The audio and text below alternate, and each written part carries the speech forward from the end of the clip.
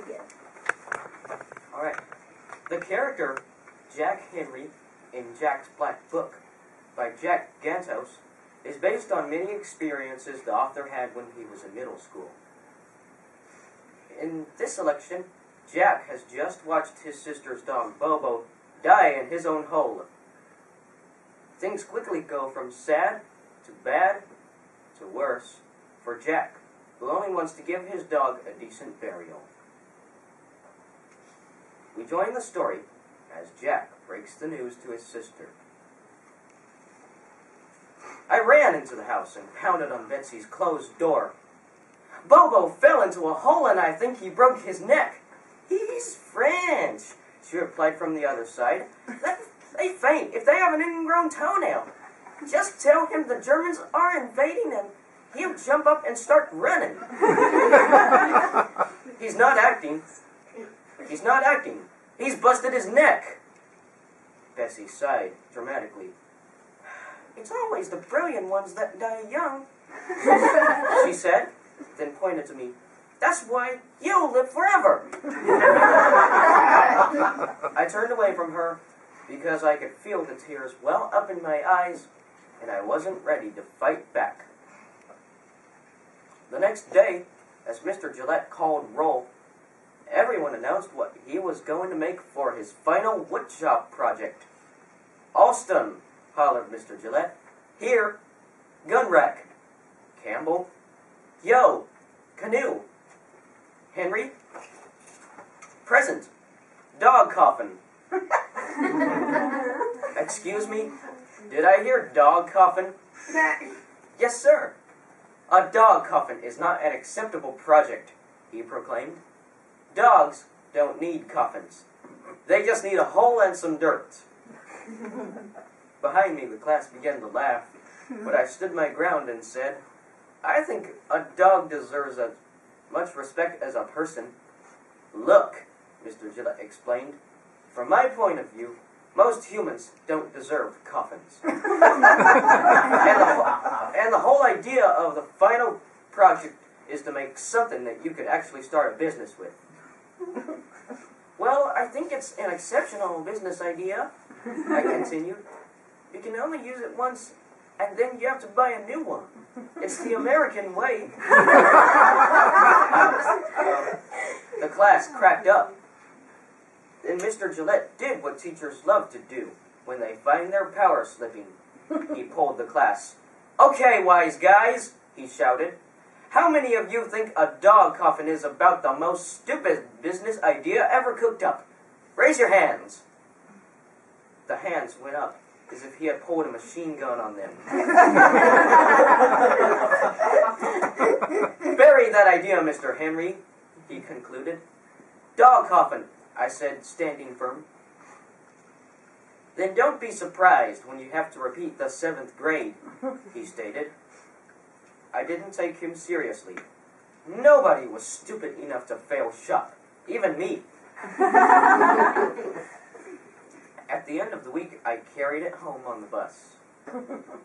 On Saturday morning, I went down to Kmart and bought 2 yards of red satin. Taffeta, the sales lady said, as she snipped it off the bolt. Good for prom gowns. What are you going to do with it? Line my dead dog's coffin. I replied. She didn't say another word, even though I paid her 1 nickel at a time. When we arrived at the grave site, Pete and I set the casket on the ground. Would anyone like to say a few words on Bobo's behalf? I asked, and bowed my head. Dad began to laugh. Look, he said dryly, I liked the dog, but keep in mind that he was so dumb, he dug his own grave. What more needs to be said? He barked in French, Bessie said. So I hope he ends up on the French side of dog heaven. With a bunch of French poodles, Pete said. Mom declined. Amen, I croaked, wrapping it up. Mr. Gillette wasn't fooling. At dinner, Dad unfolded a letter and held it up. "You're failing 7th grade, he announced. "It says right here that you're getting an F in shop." "How?" I yelped. "Brain dead," Betsy said sadly. "Probably from sniffing too much wood glue." "Blame yourself," Mom advised. "Jack's not challenged because of glue." She reached across the table and patted me on the head as if I were some drooling cave dweller. Betsy reconsidered. "You're right. It's not glue. He just naturally doesn't have a clue." The next day after school, I spoke with Mr. Gillette. "Don't fail me," I pleaded. "My dream is to be a writer, not a woodworker." "Dream on," he said. "And you know, I worked really hard on that coffin." "I warn you, I distinctly said I would fail you if you made that coffin."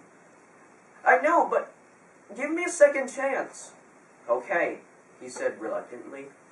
"Bring the coffin in tomorrow morning, and if it's well made, I'll think about giving you a break." But it's already in the ground," I stammered, "with a dog in it." "A dead dog. My dog."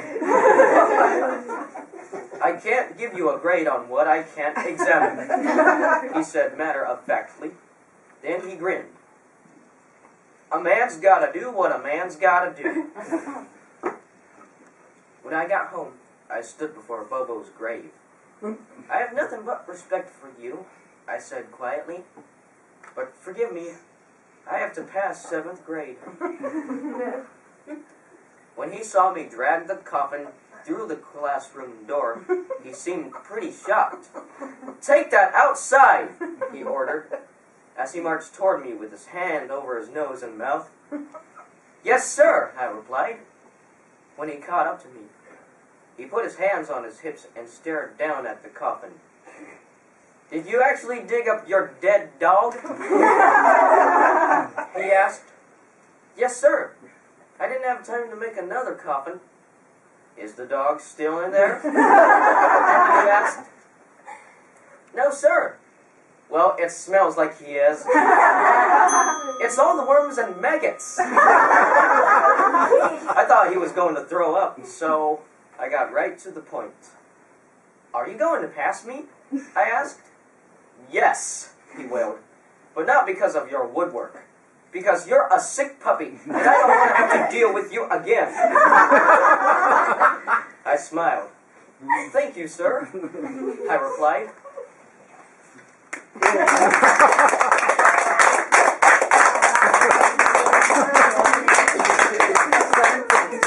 Yeah, if I was a 7th grade woodshop teacher, I would want my kid. Yeah. Dogs hopping in the school. That was hilarious. Oh.